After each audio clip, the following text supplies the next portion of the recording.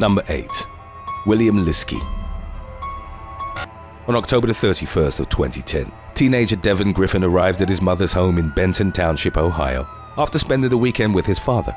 Devin only stayed long enough to change his shirt and then left to attend the morning church service. Upon his return, he went to his room and started playing video games, but in the afternoon, noticed that the house was uncharacteristically quiet. He went to check the room shared by his mother, 46-year-old Susan, and stepfather, William Liske, aged 53.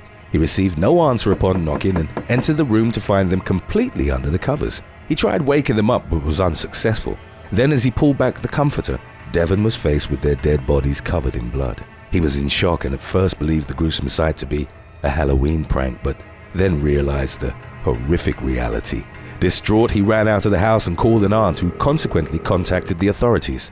Devin would later learn that his brother Derek, aged 23, had also been murdered in his room. The killer was identified as William Liske's son and Devin's stepbrother, 24-year-old William B.J. Liske. He was later arrested at his family's cabin near Scio. In his teens, Liske had been diagnosed with a schizoaffective disorder, bipolar type, and had spent time in mental health facilities. He was often in trouble with the authorities and on several occasions had lashed out against his father and stepmother with physical violence. On Halloween, he first went to Derek's room and, as he was sleeping, bludgeoned him to death with both ends of a claw hammer. He then locked the door behind him, heading to Susan and his father's bedroom, where they were both sleeping. He shot William 5 times in the head and face with a .22 caliber handgun and then shot Susan 3 times, killing her as well. He also abused his stepmother, but it's unclear if this occurred before or after he'd executed her.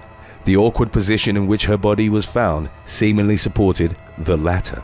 Devin would tell investigators that when he'd arrived at the house to change for church, he'd talked to Liske for a few minutes as he was leaving for the hunting cabin. The teenager would report that his stepbrother seemed to be in a surprisingly talkative and positive mood, which contrasted his usual sullen demeanor. Liske pleaded guilty to the triple homicide and was sentenced to life in prison without the possibility of parole in 2011. On March the 31st of 2015, he was found dead in his cell after succumbing to self-inflicted wounds. Number 7. Chelsea Bruck.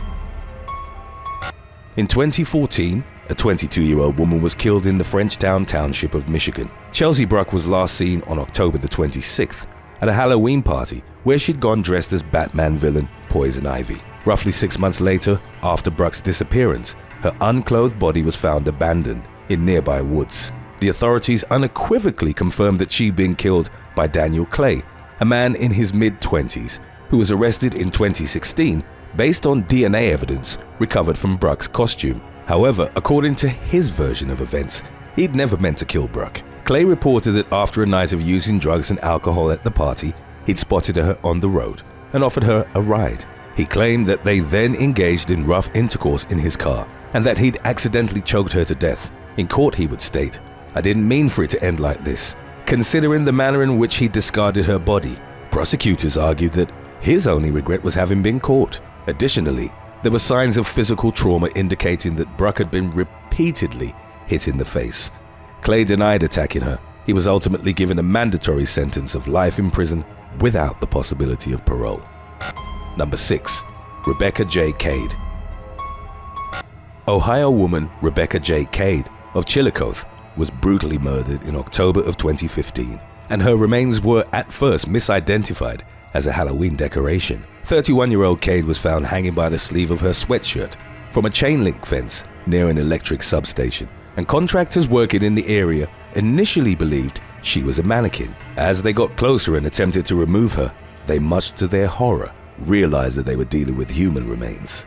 Cade had been bludgeoned, stabbed, and there was a burn mark on her back that had been made through 3 layers of clothing. Her face featured 2 stab wounds, each about 2 inches deep, which had left her unrecognizable, while her neck and torso were covered in additional injuries. She had fought back against her attacker with such desperation that one of her bicep muscles was severed, while the other was nearly torn off. Investigators postulated that she may have tried to climb the fence and flee her attacker before succumbing to her injuries. In the aftermath, 27-year-old Donnie Kokenor Jr. was arrested and charged with her murder.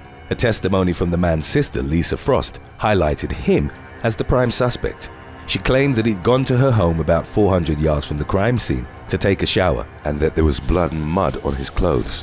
Frost also reported that Coconor had admitted to having fought with Cade and confessed he might have killed her. Upon being interrogated, Coconor told the police that he and Cade had had consensual intercourse on the night of her death, and that afterwards there had been an argument between them which escalated into a physical altercation, yet he denied killing her. Coconor's sister would later reveal to the authorities that she'd lied about her brother's confession, blaming the false testimony on her heroin addiction. Frost reported that the blood on his clothes had been from him being attacked in a separate incident on the night. She spent a year in jail for evidence tampering. Once she got clean, Frost insisted on setting the record straight. In 2017, a jury was initially deadlocked, but eventually, after being asked by the judge to deliberate further, found Coconor not guilty. Number 5. Christopher Williams and Rebecca Kevin. Christopher Williams and his girlfriend Rebecca Kevin, both in their 20s, were attacked on Halloween 2019 while on a romantic getaway to Paris. After spending the night of October the 31st at a party, the British couple began the 10-minute walk back to their hotel in the early hours of the morning. 4 French men in a hatchback of estimated ages ranging from late teens to early 20s pulled up alongside the couple and started harassing Kevin, who was wearing a bunny girl costume. Williams, who was dressed as the Grim Reaper, positioned himself between them and his girlfriend.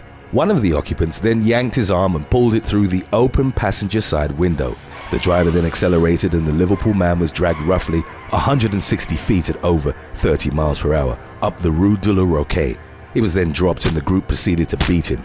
He was stomped on, kicked and punched.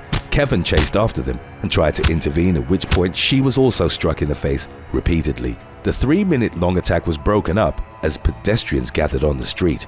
Both Williams and Kevin had sustained broken noses and heavy facial bruising in what the couple described as a genuine Halloween nightmare. Williams was also left with a chipped tooth, while Kevin suffered a fractured finger. They reported the assault to the police, but it's unclear what arrests were made in the aftermath.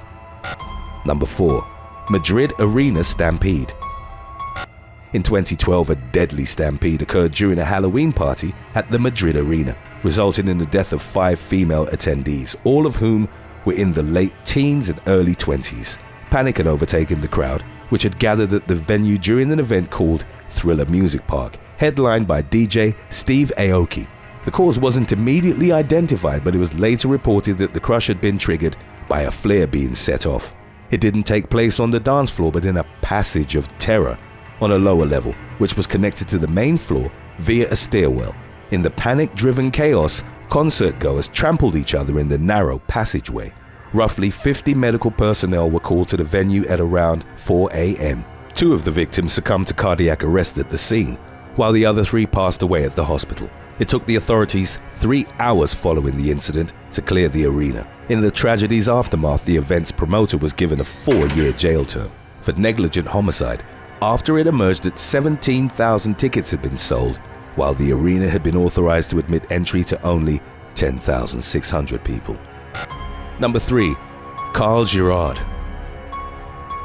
On Halloween 2020, in what local authorities described as a night of horror, a man dressed in a medieval costume carried out a mass stabbing in Quebec City, Canada. The attacker was 24-year-old Carl Girard, and by all accounts he'd chosen his victims at random. Girard didn't have a criminal record and his motives remained unclear, but it was reported that he had a history of mental illness and that he'd threatened violence against others in the past. He wasn't a resident of the city, and according to Quebec City Police Chief Robert Pigeon, had traveled there with the express intention of doing the most damage possible. Armed with a katana-like sword, he carried out attacks at 4 different locations. 61-year-old Suzanne Clermont and Francois Deschênes, aged 56, were killed while 5 others were injured. One of the victims was butchered extensively and exhibited a piercing wound that went through the upper torso. Survivors had severe lacerations but were deemed to be outside mortal danger.